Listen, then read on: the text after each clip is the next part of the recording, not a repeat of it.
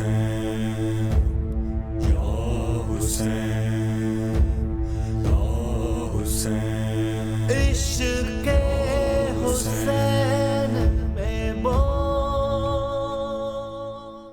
محمد و آل محمد صلی اللہ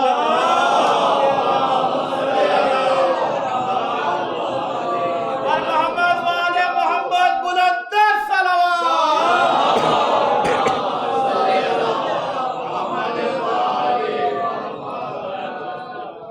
اعوذ باللہ السمیع العلیم من الشیطان اللعین الرجیم بسم اللہ الرحمن الرحیم الحمد للہ الملک الحق المبین المتصاغر لعظمتہ جبابرۃ الطاغین المتخاضع لکبریائہ اوطاط المتمردین المعترف بربوبیتہ سائر الخلق اجمعین والصلاة والسلام والتحیۃ والاکرام علی اشرف النبیین وخاتم المرسلین سیدنا و مولانا ابی القاسم محمد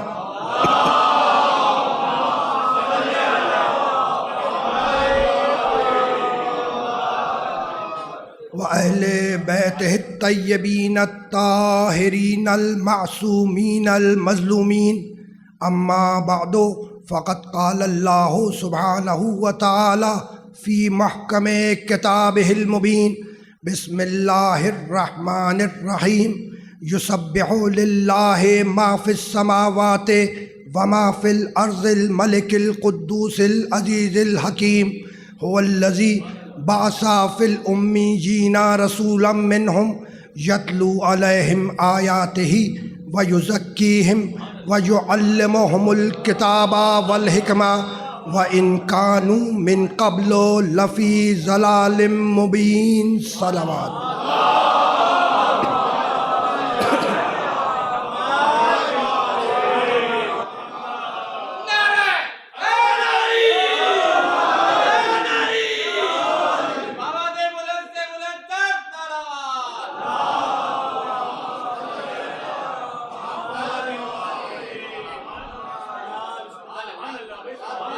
عزیزان محترم، اس مقدس اور محترم مجلس اعزا کے لیے میں نے آپ حضرات کی خدمت میں سرنامہ کلام میں سورہ مبارکہ جمعہ کی 2 ابتدائی آیات کی تلاوت کا شرف حاصل کیا۔ سورہ جمعہ قرآن مجید کا 62واں سورہ ہے، اور وہ آیات جن کی تلاوت کا شرف حاصل کیا گیا ان کے نشانات 1 اور 2 یعنی ابتدائی 2 آیتیں کہ یسبح للہ ما فی السماوات وما فی الارض، کائنات کا ذرہ ذرہ اللہ کی تسبیح کر رہا ہے، زمین و آسمان کا ذرہ ذرہ، ارض و سما کا ذرہ ذرہ اللہ کی تسبیح کر رہا ہے۔ یہ اللہ ہے کون؟ الملک القدوس العزیز الحکیم۔ یہ اللہ ملک ہے، بادشاہ ہے، قدوس ہے، بے عیب ہے، عزیز ہے، صاحب عزت ہے، حکیم ہے، صاحب حکمت ہے۔ یعنی پہلی آیت مبارکہ میں اللہ کی 4 صفات بیان کی گئیں، ملک ہے، قدوس ہے، عزیز ہے، حکیم ہے۔ اور جب دوسری آیت کا آغاز ہوا تو 5ویں صفت آئی، هو الذی بعث فی الامیین رسولا منہم۔ یہ اللہ وہ ہے جس نے امیوں میں سے ایک رسول کو مبعوث کیا۔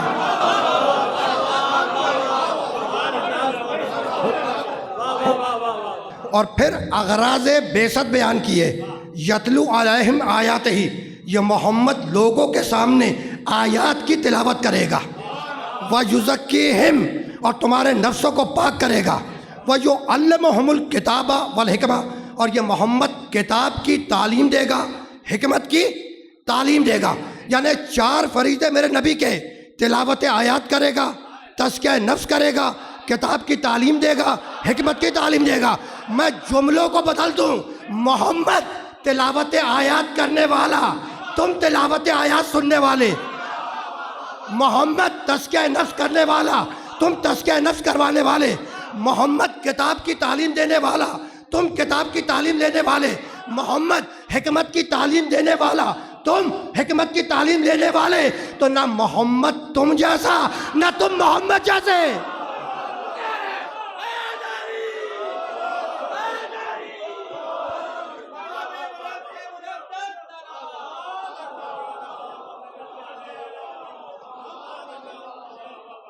جتنی بھی آیتیں قرآن مجید میں هو الذی سے شروع ہو رہی ہیں، جن کا آغاز هو الذی سے ہے، تو هو الذی کے معنی ہے اللہ وہ ہے۔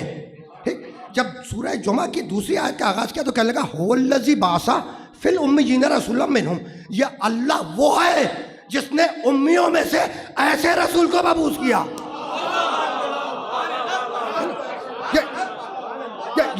هو الذی، یہ اللہ وہ ہے جس نے ایسے رسول کو مبعوث کیا۔ سورہ توبہ میں آواز دی هو الذی ارسل رسولہ بالہدی ودین الحق، یہ اللہ وہ ہے جس نے اپنے رسول کو رسول ہدایت بنا کر بھیجا ہے نا۔ تو هو الذی کے معنی اللہ وہ ہے، تو یہ جو بار بار کہہ رہا ہے کہ اللہ وہ ہے جس نے رسول کا رسول ہدایت بنا کے بھیجا، یہ اللہ وہ ہے جس نے ایسے رسول کو مبعوث کیا، تو یہ تعارف اللہ کا ہو رہا ہے یا محمد کا؟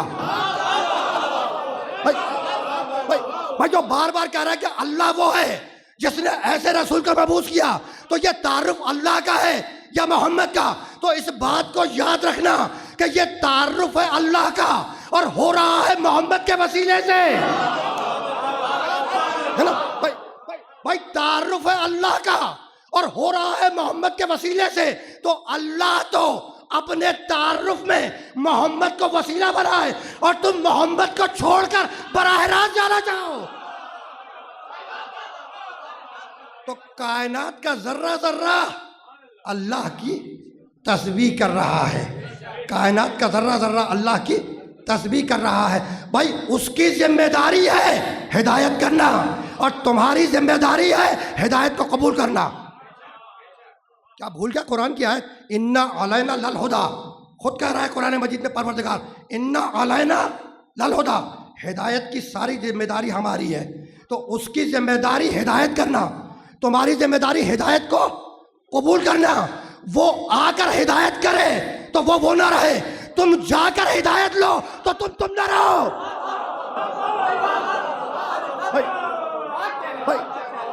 بھائی اگر وہ آ کے ہدایت دے تو پھر وہ نہ رہے، اور اگر تم جا کر ہدایت لو تو پھر تم نہ رہو۔ تو اس کا مطلب یہ ہے کہ درمیان میں کسی ایسے وسیلے کی ضرورت ہے جو ادھر سے پیغام لے اور ادھر دے۔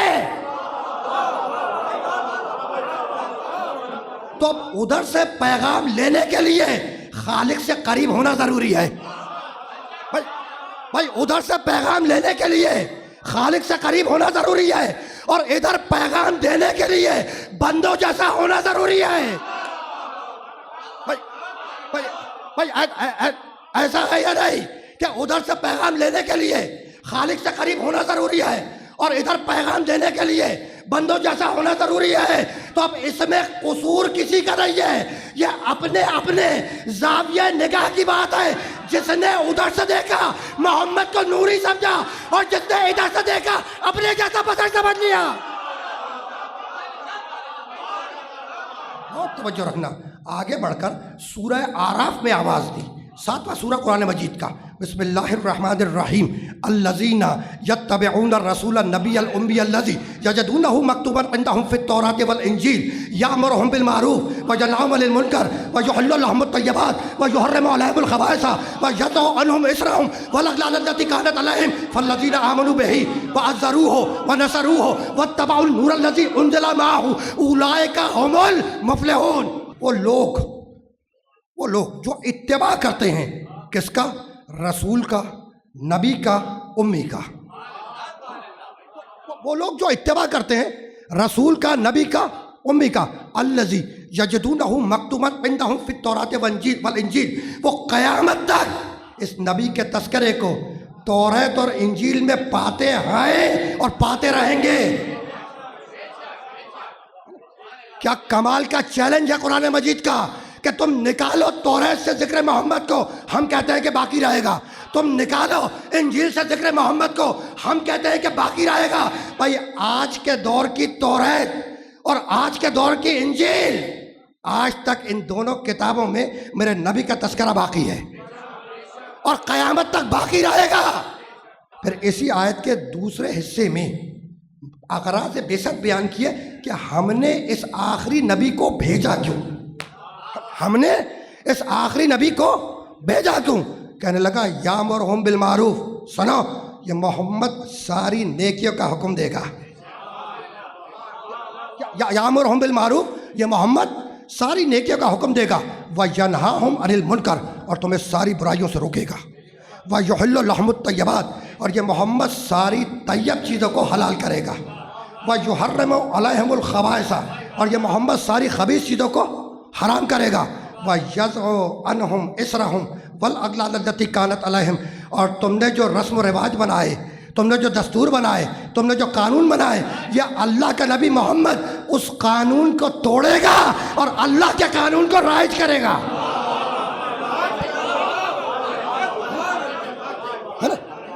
بھائی ساری نیکیوں کا حکم دے گا، ساری نیکیاں جانتا ہے جبھی تو حکم دے گا. ساری برائیوں سے روکے گا، ساری برائیاں جانتا ہے جبھی تو روکے گا. سارے طیبات کو حلال کرے گا، سارے طیبات جانتا ہے جبھی تو حلال کرے گا. سارے خبائث کو حرام کرے گا، سارے خبائث جانتا ہے جبھی تو حرام کرے گا.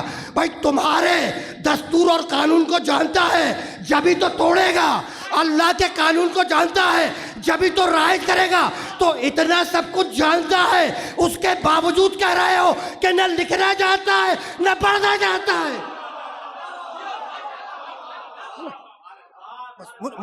مجھے جانا ذرا سا آگے ہے، مجھے جانا ذرا سا آگے ہے، لیکن اس آیت مبارکہ تک آ گیا تو جی چاہ رہا ہے اس مرحلے پر روک کر ایک جملہ ہدیہ کر دوں، ہے نا.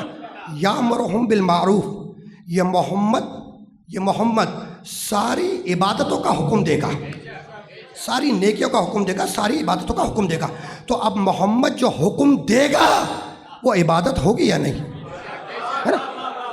بھئی محمد ساری عبادتوں کا حکم دے گا، ساری نیکیوں کا حکم دے گا، ساری عبادتوں کا حکم دے گا. تو اب محمد جو حکم دے گا وہ عبادت ہوگی یا نہیں، ہوگی نا، ہے نا. اب چلو تاریخ اسلام کی طرف. جب علی نے خیبر کا در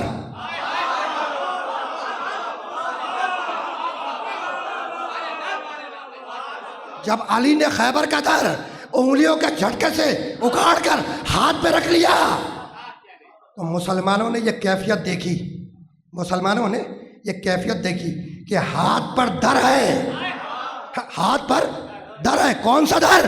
جسے 40 یا 70 آدمی مل کر کھولتے تھے، بند کرتے تھے، ہے نا. وہ در علی کے ہاتھ پر ہے. مسلمانوں نے یہ کیفیت علی کی دیکھی، دوڑ کے نبی کی خدمت پہ آئے، کہنے لگا یا رسول اللہ آج ہم نے علی کا عجیب کمال دیکھا. کہا بھائی کیا دیکھا؟ کہا اللہ کے رسول وہ دروازہ جو 40 یا 70 آدمی مل کے کھولتے ہیں وہ علی نے انگلیوں کے جھٹکوں سے اکھاڑ دیا اور ہتھیلی پر علی کے وہ دروازہ ہے.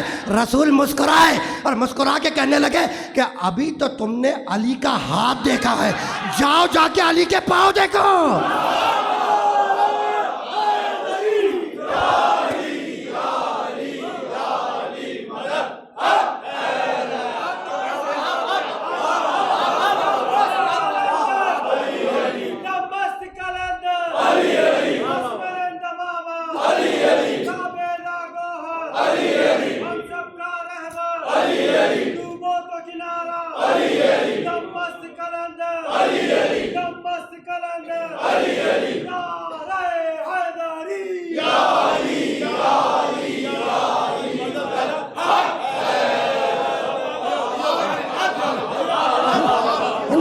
مجھے بتلاؤ کہ کتابیں کتنی ہیں؟ بڑی کتابیں 4، توریت، زبور، انجیل، قرآن، ہے نا.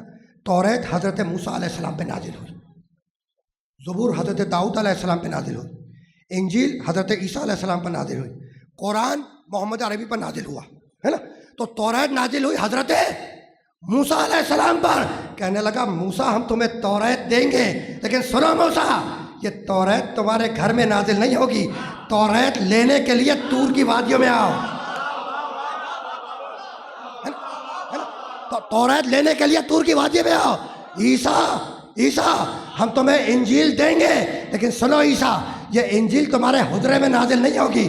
انجیل لینے کے لیے فلسطین کی وادی میں آؤ. تو موسیٰ توریت لینے طور کی وادی میں جائے، عیسیٰ انجیل لینے فلسطین کی وادی میں جائے، اور میرا محمد وہ ہے جدھر جائے آیت اس کے پیچھے پیچھے آئے.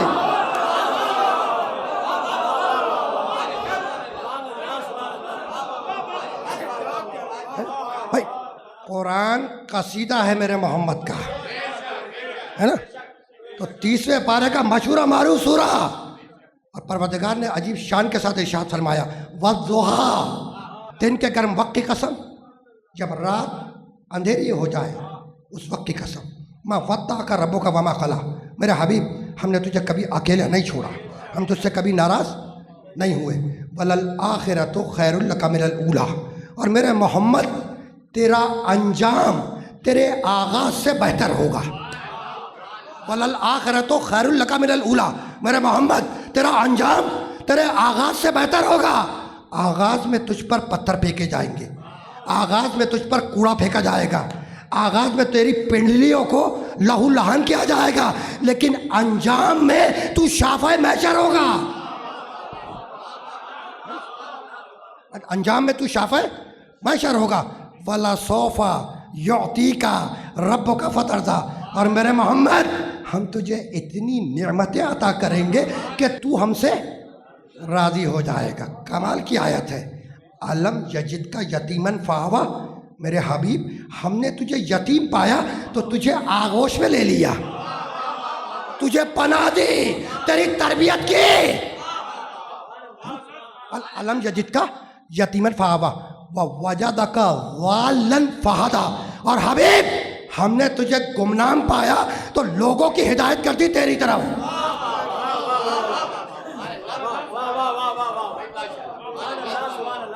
لفظ ضال کے ایک معنی گمنام کے بھی ہیں، اور سورہ سجدہ میں یہ لفظ استعمال ہوا ہے. وَقَالُوا أَإِذَا ضَلَلْنَا فِي الْأَرْضِ، یہ منکرین کہتے ہیں کہ ہم مرنے کے بعد جب مٹی کے اندر رول مل جائیں گے، گمنام ہو جائیں گے. إِنَّ لَفِي خَلْقٍ جَدِيدٍ، تو کیا ہمیں نئے سرے سے دوبارہ زندہ کیا جائے گا، ہے نا؟ آخری آیت میں کہہ رہا ہے وَأَمَّا بِنِعْمَتِ رَبِّكَ فَحَدِّثْ، میرے محمد ہم نے جو تجھے نعمتیں دی ہیں ان کا بار بار تذکرہ کر، ہے نا؟ علم یجد کا یتیمن فآوا، میرے حبیب کیا تم یتیم نہیں تھے تو ہم نے تمہارا ٹھکانے کا بندوبست نہیں کیا، تمہاری تربیت نہیں کی، تمہاری پرورش نہیں کی، ہے نا؟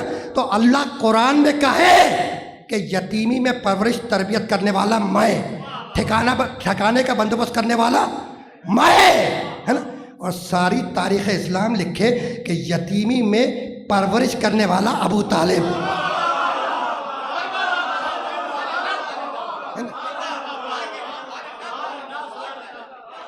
بھائی اللہ قرآن میں کہے کہ میں نے ٹھکانے کا بندوبست کیا، میں نے تربیت کی، ہے نا؟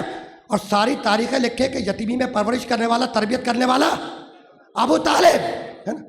وَوَجَدَكَ عَائِلًا فَأَغْنَىٰ، حبیب ہم نے تجھے مفلس پایا تو تجھے غنی کر دیا، تجھے دولت عطا کی. اللہ قرآن میں کہے کہ مفلسی میں دولت دینے والا میں، اور ساری تاریخیں لکھے کہ مفلسی میں دولت دینے والی فاطمہ کی ماں خدیجہ، ہے نا؟ بھائی یتیمی میں پرورش کرنے والا ابو طالب، مفلسی میں دولت دینے والی خدیجہ. اور آخری آیت میں کہتا ہے کہ ہم نے جو تجھے نعمتیں دی ان کا بار بار تذکرہ کر، بار بار تذکرہ کر. تو بھائی ابو طالب نے پرورش کی، نعمت، خدیجہ نے دولت دی، نعمت، اور آیت کہہ رہی ہے جو نعمتیں ہیں ان کا بار بار تذکرہ کر. تو اب حکم قرآن پر عمل کرتے ہوئے میرا نبی بار بار ابو طالب اور خدیجہ کا تذکرہ کرے گا یا نہیں؟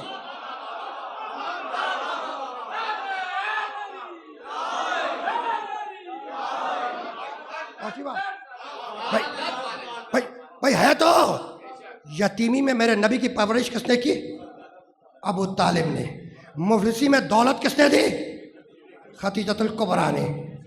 دونوں کا احسان ہو گیا یا نہیں؟ بھائی دونوں کا نبی پر احسان ہو گیا نہیں؟ ایک نے پال دیا بچپنے میں، ہے نا، اور خدیجہ نے مفلسی میں دولت دی، تو دونوں کا احسان ہو گیا نا، ہو گیا۔ مالک تو کہتا ہے حل جزاء الاحسان، مالک تو کہتا ہے کہ حل جزاء الاحسان الا الاحسان، احسان کا بدلہ احسان ہے۔ تو پروردگار ابو طالب کا احسان ہو گیا کہ اس نے نبی کو پال دیا، خدیجہ کا احسان ہو گیا کہ خدیجہ نے دولت دی، مالک کا بدلہ کیا دے گا؟ کہا گھبراؤ مت، خدیجہ کی بیٹی کو باغ دوں گا، ابو طالب کے بیٹے کو امامت کا تاج دوں گا۔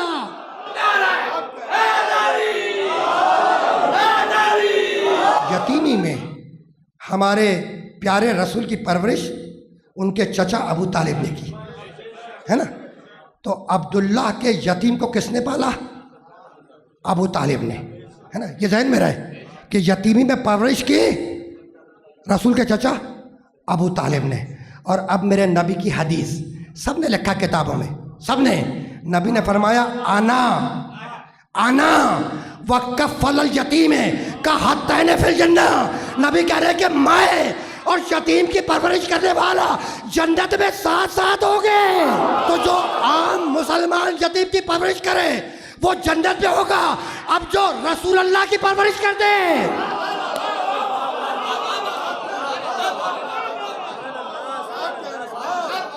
بھائی اللہ نے اپنے چاہتے نبی محمد کو کس کے سپرد کیا؟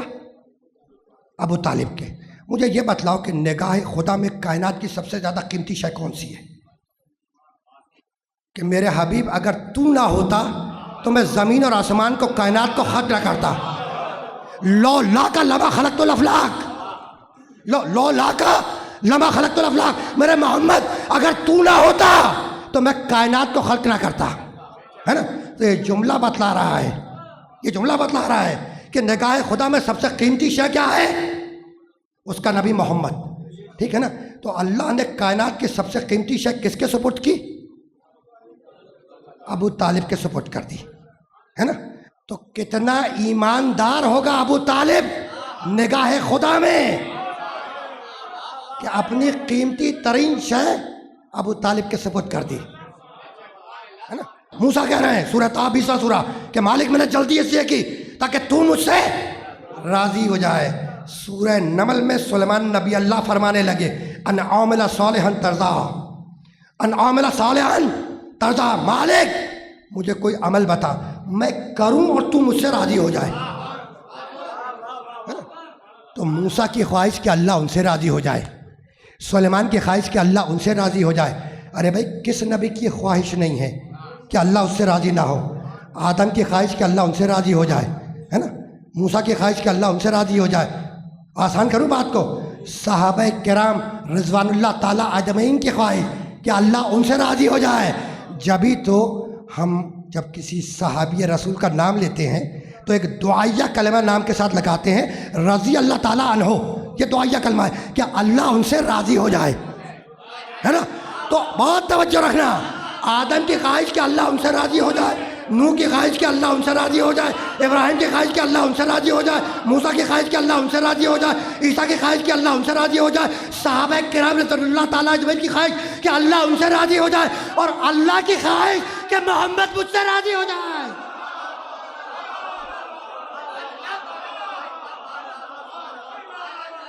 اب مولانا بات اب مرضی تک آ گئی، مرضی تک، راضی ہونا مرضی۔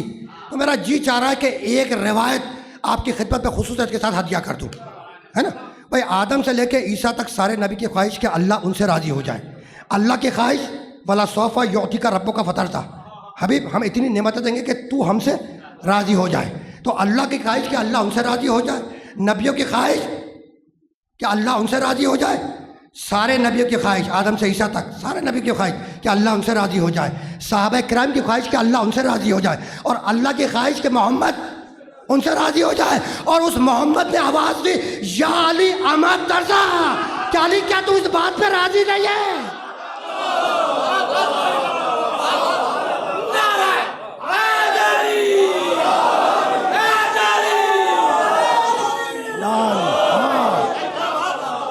میرے نبی نے ہجرت کی، اور جب ہجرت کر رہے تھے تو علی کو بستر پر سلایا، ادھر علی مرضی مرضی، ادھر علی بستر رسول پر سوئے، ادھر قرآن کی آیت بولی وَمِنَ النَّاسِ مَن يَشْرِي نَفْسَهُ ابْتِغَاءَ مَرْضَاتِ اللَّهِ۔ بھائی بندوں میں ایک ایسا بندہ ہے جو نفس کو بیچتا ہے، مرضی کو خریدتا ہے۔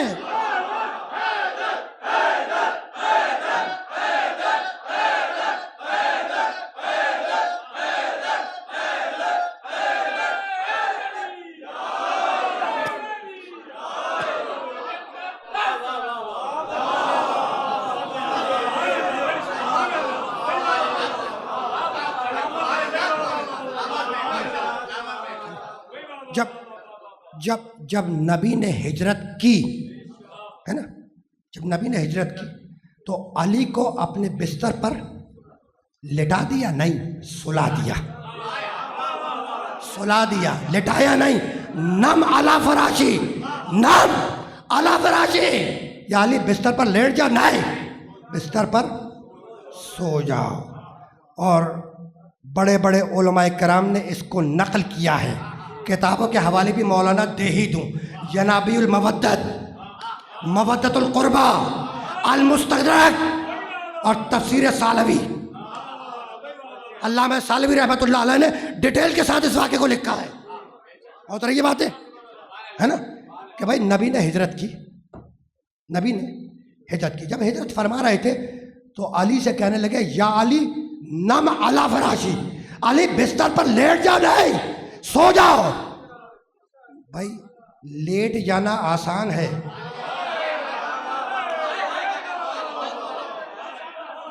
بستر پر لیٹ جانا آسان ہے، سونا بہت مشکل ہے۔ بھائی سونا بہت مشکل ہے، اس لیے کہ نیند اگر نہ آئے تو پھر سولی پہ بھی نہ آئے، ہے نا؟ اس لیے کہ نیند ہے استداری عمل، مولانا نیند استداری عمل ہے یا نہیں، ہے نا؟ تو لیٹ جانا آسان ہے، بستر پر سونا مشکل ہے، ٹھیک؟ تو یہ نہیں کہا کہ یعنی بستر پر لیٹ جاؤ، نم علی فراشی، نم علی فراشی، یعنی بستر پر سو جاؤ، یعنی بستر پر سو جاؤ۔ تو اب علی سونا ہے،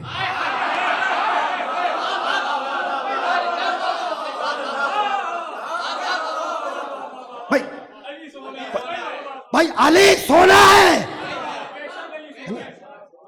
علی سونا ہے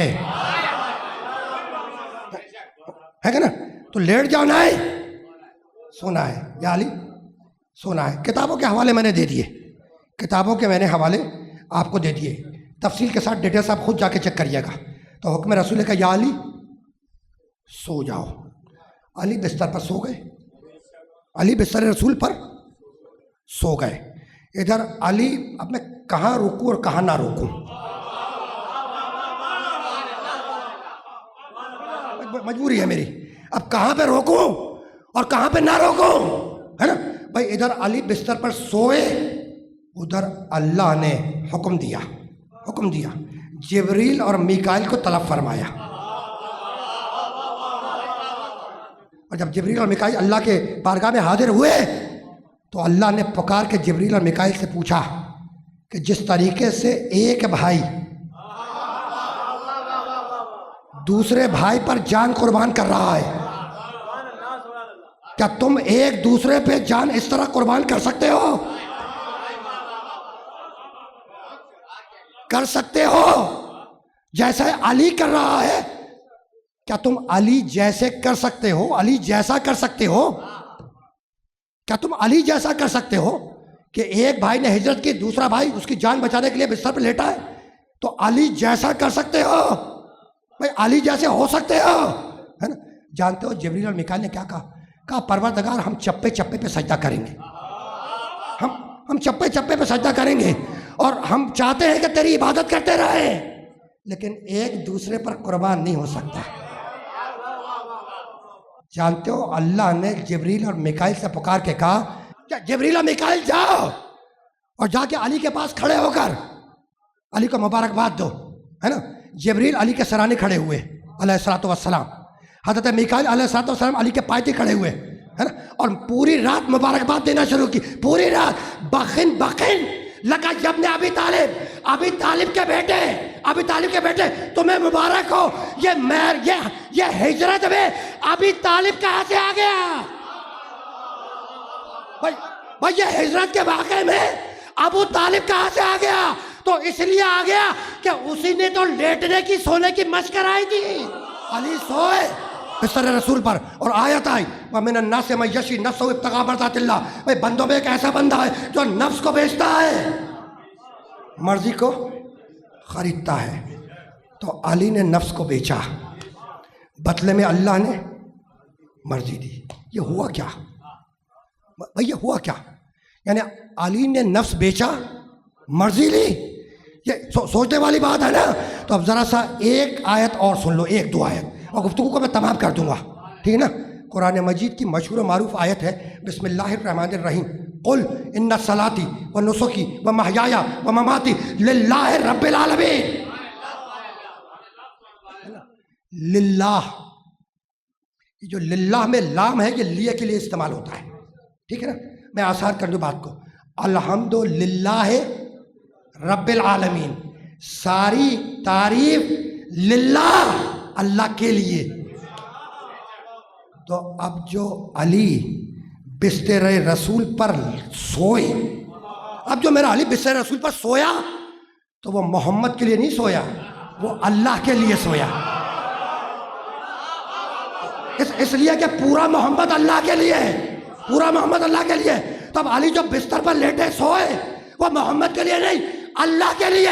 بھائی یہی تو سمجھانا ہے کہ اب علی کا وجود پکار کے یہ کہہ رہا ہے کہ مالک میری گردن تیرے لیے, میرے ہاتھ تیرے لیے, میرا چہرہ تیرے لیے, میری طاقت تیرے لیے, میرا پورا وجود تیرے لیے. پروردگار اب بدلہ کیا دے گا؟ کہا اگر تیرا پورا وجود میرے لیے تو میری پوری مرضی تیرے لیے.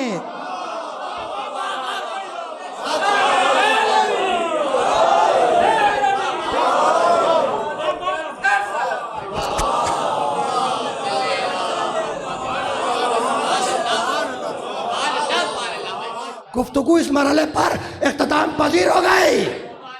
ہجرت کی شب میں علی نے نفس بیچا, ہے نا. اور جب نبی میدان مباہلہ کی طرف چلے تو علی کو نفس رسول بنا کر بھیجا. آیت یاد آئی فَقُلْ تَعَالُوا نَدْعُ أَبْنَاءَنَا وَأَبْنَاءَكُمْ وَنِسَاءَنَا وَنِسَاءَكُمْ وَأَنفُسَكُمْ ثُمَّ نَبْتَهِلْ فَنَجْعَلْ لَعْنَةَ اللَّهِ عَلَى الْكَاذِبِينَ. بات مکمل ہو گئی. بھائی مباہلے میں کون گئے؟ محمد, علی, فاطمہ, حسن, حسین. تو مباہلے میں پنجتن گئے اور ان پنجتن کا پانچواں حسین ابن علی ہے. بس بات آ گئی نا, بات میرے مولا حسین ابن علی تک آ گئی. تمہیں یاد ہوگا حدیث کی بڑی بڑی کتابوں میں یہ روایت موجود ہے, حدیث کی بڑی بڑی کتابوں میں یہ روایت موجود ہے. اور روایت ہے بی بی ام سلمہ رضی اللہ تعالی عنہا سے. وہ فرماتی ہیں کہ ایک دن رسول اللہ میرے گھر تشریف لائے اور آ کے کہنے لگے کہ ام سلمہ مجھ پر وحی کا نزول ہونے والا ہے. دوسری روایت میں ہے کہ ام سلمہ میری طبیعت ناساز ہے نا. تو کہنے لگے ام سلمہ مجھ پر وحی کا نزول ہونے والا ہے, میں اپنے حجرے میں جا رہا ہوں, تم دروازہ بند کر کے دروازے کے باہر بیٹھ جاؤ, اور اب کوئی بھی ملنے کے لیے آئے تو اس سے کہہ دینا کہ آج رسول کسی سے ملاقات نہیں کریں گے. میرا نبی اپنے حجرے کے اندر تشریف لے گیا. بی بی ام سلمہ نے دروازے کو بند کیا اور دروازے کے باہر بیٹھ گئی. ابھی کچھ ہی دیر گزری ہوگی کہ نبی کا چھوٹا نواسا حسین بچہ ہے, وہ دوڑتا ہوا چلا نالا کے حجرے کی طرف. بی بی ام سلمہ آگے بڑھی, آگے بڑھ کر حسین کو روکا, کہا بیٹا حسین آج تمہارے نانا کسی سے ملاقات نہیں کریں گے. تمہارے نانا نے منع کیا ہے کہ وہ آج کسی سے ملاقات نہیں کریں گے. نبی کے نواسے نے سر اٹھایا اور نانی کو دیکھ کے کہنے لگا کہ نانی اماں کیا ہم سے بھی ملاقات نہیں کریں گے؟ نانی اماں کیا ہم سے بھی ملاقات نہیں کریں گے؟ کہا بیٹا حسین تیرے نانا نے کہا ہے کہ وہ آج کسی سے ملاقات نہیں کریں گے. ادھر حسین پلٹا، ادھر حجرے سے نبی کی آواز آئی کہ ام سلمہ تم نے میرے حسین کو بھی واپس کر دیا. ادرکم اللہ. ام سلمہ تو تم نے میرے حسین کو بھی پلٹا دیا. ٹھیک ہے نا. نبی نے خواہش ظاہر کی کہ حسین کو واپس لاؤ، ہے نا. بی بی ام سلمہ حسین کے قریب گئیں، نواسے کو گود میں اٹھایا، پیار کیا اور کہنے لگی بیٹا حسین چل نانا تجھے بلا رہے ہیں. بچہ ہے نا. کہا نانی اماں اب ہم نہیں جائیں گے، نانی اماں اب ہم نہیں جائیں گے. آپ نے کہا تھا نا کہ نانا کسی اور سے ملاقات نہیں کریں گے، کسی سے ملاقات نہیں کریں گے. کہا بیٹا وہ اور ہیں جن سے ملاقات نہیں کریں گے، تو اور ہے جن سے ملاقات کریں گے. بی بی ام سلمہ نے حسین کو گود میں لیا، لے کر آئیں، حجرے میں نبی کے داخل ہوئیں. نبی لیٹے ہوئے تھے. ایک مرتبہ نبی نے پکار کے کہا کہ حسین کو میرے سینے پہ لٹا دو. حکم رسول کی تعمیل کی. بی بی ام سلمہ رضی اللہ تعالی عنہ نے حسین کو نبی کے سینے پہ لٹا دیا اور حجرے سے باہر آئیں، دروازہ بند کیا، حجرے کے باہر بیٹھ گئیں. کچھ دیر گزری ہوگی کہ بی بی ام سلمہ بیان فرماتی ہیں کہ ایک مرتبہ میرے کانوں میں رسول کے رونے کی آواز بلند ہوئی. ایک مرتبہ ام سلمہ فرما رہی ہیں کہ ایک مرتبہ میرے کانوں میں رسول اللہ کے رونے کی آواز بلند ہوئی. رونے کی آواز. بھائی حجرے کا دروازہ بند ہے، حجرے کا دروازہ بند ہے. بی بی ام سلمہ حجرے کے باہر ہیں اور فرما رہی ہیں کہ میرے کانوں میں رسول اللہ کے رونے کی آواز بلند ہوئی. اس کا مطلب یہ ہے کہ رسول اتنی زور سے روئے کہ آواز حجرے کے باہر گئی.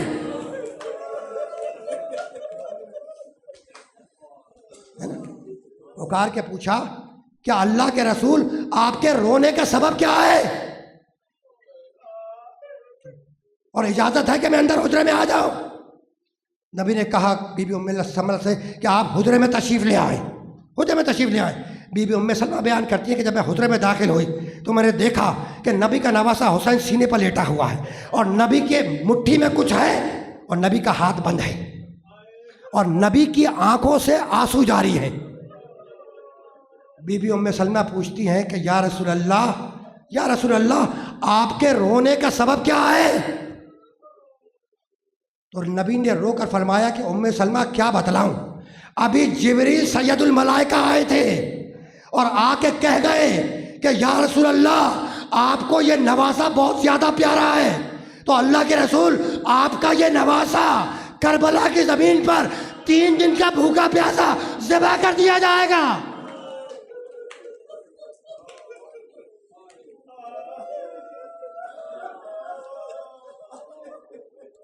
تو ام سلمہ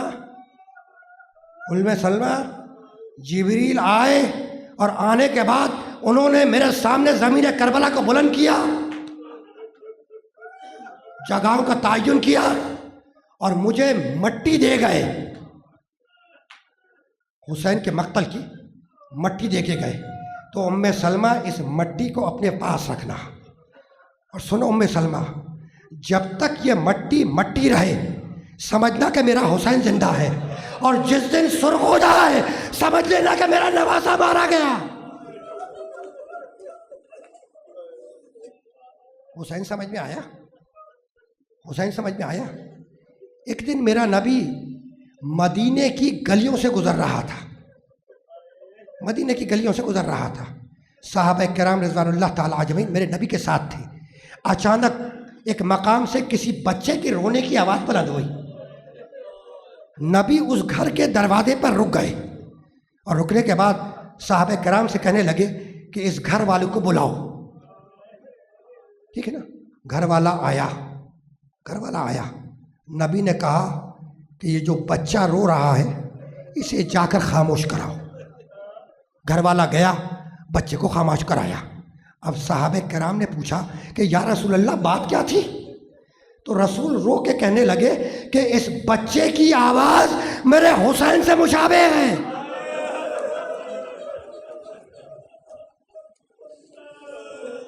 عزرکم اللہ. دیکھ رہے ہو کہ رسول اللہ اپنے اس نواسے سے کتنی محبت کیا کرتے تھے. بس گفتگو تمام ہو گئی. جب دین محمد پر وقت آیا تو نبی کا نواسا اٹھا, دین کو بچانے کے لیے اٹھا, اور حسین نے 28 رجب کو مدینہ چھوڑا. اور جانتے ہو شان کیا تھی؟ کس شان سے مدینہ چھوڑا؟ جب مال و اسباب ناکوں پر بار ہو گیا اور وہ ناکے آگے بڑھ گئے تو آخر میں کچھ ناکے لائے گئے جن کے اوپر عماریاں تھیں, اور ان عماریوں پر پردہ ڈلا ہوا تھا, میلیں تھیں. ایک ناکا لایا گیا, بٹھلایا گیا. کوئی بیوی گھر سے برآمد ہوئی, اس کے قریبی رشتہ دار نے اس کا بازو تھاما, اسے محمل میں سوار کرایا, ناکا آگے بڑھ گیا. کوئی دوسرا ناکا آیا, اس کو بٹھایا گیا. کوئی اور بیوی باہر آئی, ناکے میں سوار ہوئی, ناکا آگے بڑھ گیا. جب ساری بیویاں اپنے اپنے محمل میں سوار ہو گئیں, عماریوں میں سوار ہو گئیں, تو اب مقتل کے الفاظ ہیں کہ ایک مرتبہ حسین کی دولت سرا کا دروازہ کھلا اور 18 کنیزوں کے غول میں علی کی بڑی بیٹی زینب گھر سے باہر آئی. ادھر زینب گھر سے باہر آئی, حسین اٹھ کے کھڑے ہو گئے, پکار کے کہنے لگے بھیا عباس بہن کو سوار کراؤ, قاسم پھوپھی کو سوار کراؤ, اکبر پھوپھی کو سوار کراؤ. ایک طرف سے عباس دوڑے, دوسری طرف سے اکبر دوڑے, تیسری طرف سے قاسم دوڑے, خود حسین دوڑے. اور سواری کی شان یہ تھی کہ عباس نے دستے ادب طے کیے, اکبر نے محمل کا پردہ تھاما, قاسم نے نالین تھامے, حسین نے بہن کا شانہ پکڑ کر 28 رجب کو عماری میں سوار کرایا. یہ 28 رجب کی سواری اور وہ 11 محرم کہ سر پر چادر نہیں ہے, ہاتھوں میں رسیاں ہیں, اور منادی آواز دے رہا ہے کہ یہ محمد کی نواسیاں جا رہی ہے, یہ فاطمہ کی بیٹیاں جا رہی ہے.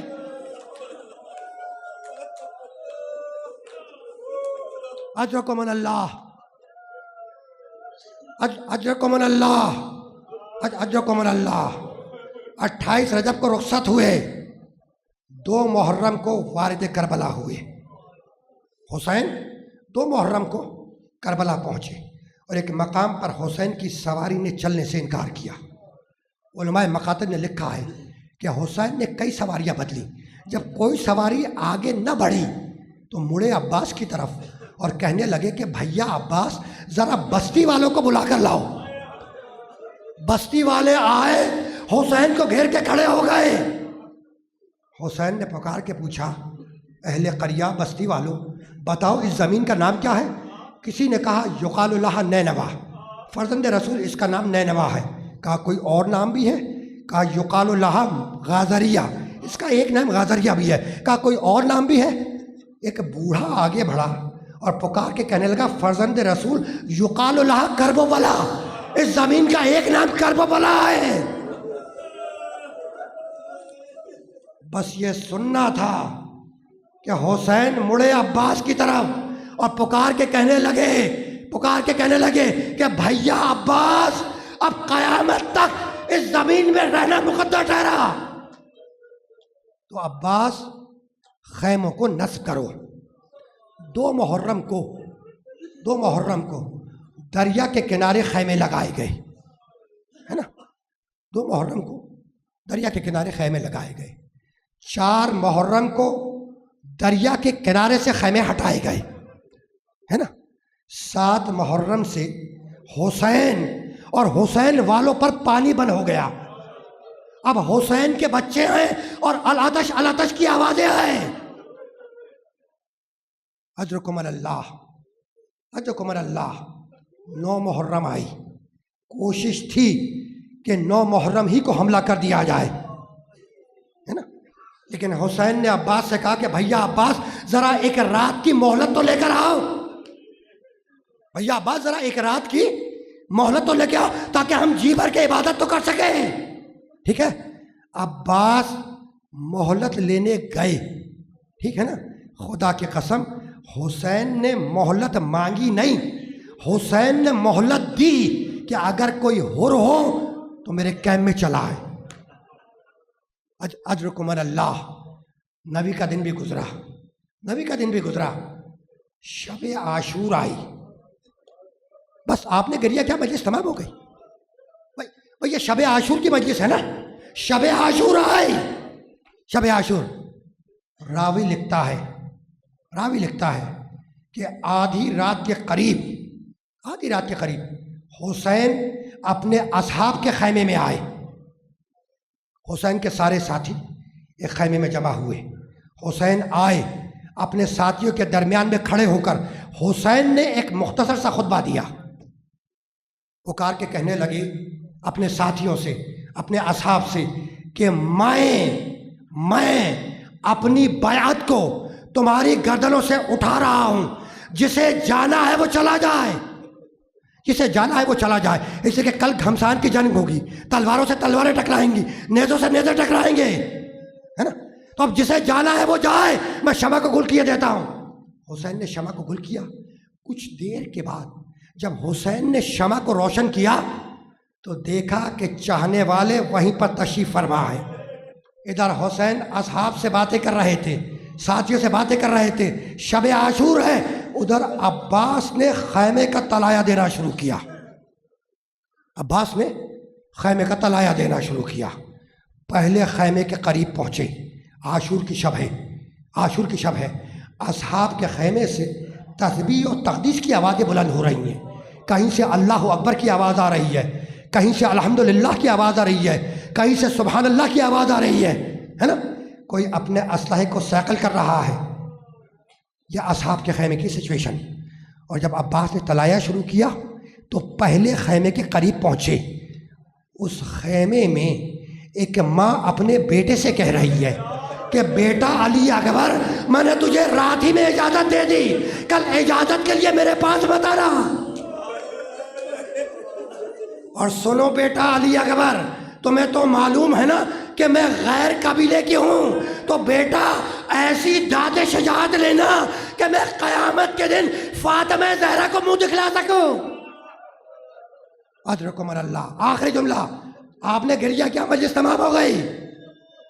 ادھر عباس خیموں کا طلایہ دے رہے تھے اور ادھر نصف شب کے بعد، آدھی رات کے بعد، میرا مولا خیمے سے نکلا اور چلا مقتل کی طرف۔ ادھر حسین، اندھیری رات، پورا شوب زمانہ ہے نا، خیمے سے حسین نکلے اور چلے مقتل کی طرف، میدان کی طرف۔ حسین ابھی کچھ ہی قدم چلے ہوں گے کہ حسین کے کانوں میں قدموں کی چاپ سنائی دی، پکار کے پوچھنے لگے آنے والا کون؟ جواب آیا فرزند رسول آپ کا غلام ہلال ابن نافع، آپ کا چاہنے والا آپ کا غلام ہلال ابن نافع۔ کہا ہلال کیسے آنا ہوا؟ کہا مولا پورا آشوب زمانہ ہے، اندھیری رات ہے، تو میرے دل نے کہا کہ میں آپ کے ساتھ چلوں، اس لیے کہ اگر خدا نہ خواستہ آپ کو کچھ ہو گیا تو میں قیامت کے روز رسول اللہ کو کیا منہ دکھلاؤں گا۔ کہا ہلال اگر آ گئے ہو تو میرے ساتھ چلو۔ اب ہلال کہتا ہے کہ ایک مرتبہ مولا نے میرا ہاتھ تھاما اور مجھے کھینچتے ہوئے ایک مقام پہ لے کر آئے، اور آنے کے بعد ای واللہ کہہ کر زمین پہ بیٹھ گئے اور رو کر کہنے لگے کہ ہلال یہ وہ مقام ہے جہاں میرے کڑیل جوان اکبر کے سینے میں برسی لگے گی۔ اجرکم اللہ، اجرکم اللہ۔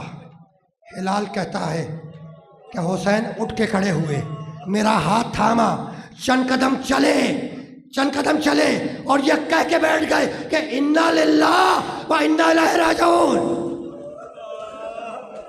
کہا ہلال اس زمین کو پہچانتا ہے؟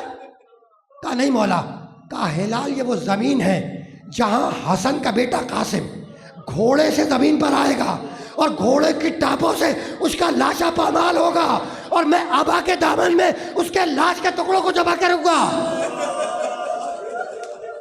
اجرکم اللہ۔ حسین پھر کھڑے ہوئے، ہلال ابن نافع کا ہاتھ تھاما، کھینچتے ہوئے ایک مقام پہ پہنچے، انا للہ و انا الیہ راجعون کہہ کر بیٹھ گئے۔ کہا ہلال اس مقام کو پہچانتا ہے؟ کہا نہیں مولا۔ کہا ہلال یہ وہ مقام ہے جہاں میرے عباس کے شان قلم ہو گئے۔ اجرکم اللہ، اجرکم اللہ۔ اور اب ہلال کہتا ہے کہ ایک مرتبہ میرے مولا نے میرا ہاتھ تھاما اور مجھے کھینچتے ہوئے لے کر ایک ٹیلے پہ بلند ہوئے، اور ٹیلے پر بلند ہونے کے بعد حسین نے پکار کے پوچھا کہ ہلال اس ٹیلے کو پہچانتا ہے؟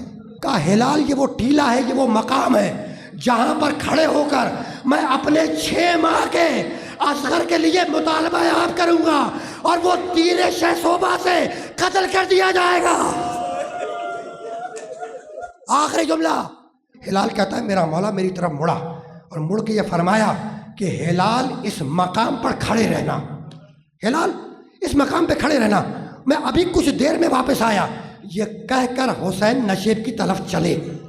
ہلال کہتا ہے آخری جملہ، ہلال کہتا ہے کہ مولا کا حکم تھا، میں ٹیلے پہ کھڑا رہا اور میں نے دیکھا کہ میرا مولا نشیب کی طرف جا رہا ہے۔ ہلکی چاند کی روشنی میں جب میں نے غور سے نگاہ کی تو میں نے دیکھا کہ ایک بیوی اپنے بالوں سے مقتل کی زمین صاف کرتی جا رہی ہے اور حسین کہتے جا رہے ہیں کہ اماں میں آ گیا، اماں میں آ گیا، اب میں تیرا حسین آ گیا۔